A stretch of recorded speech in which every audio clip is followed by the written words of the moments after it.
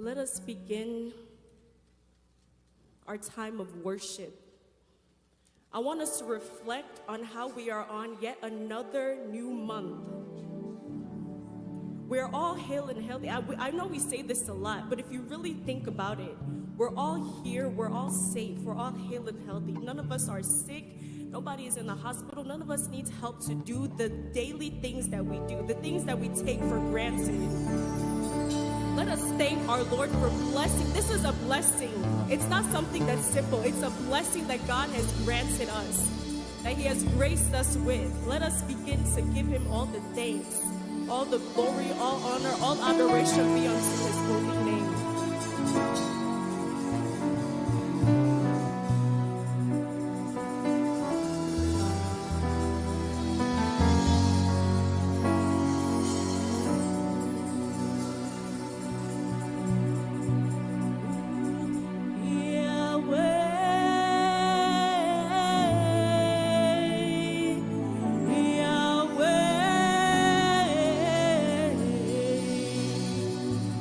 What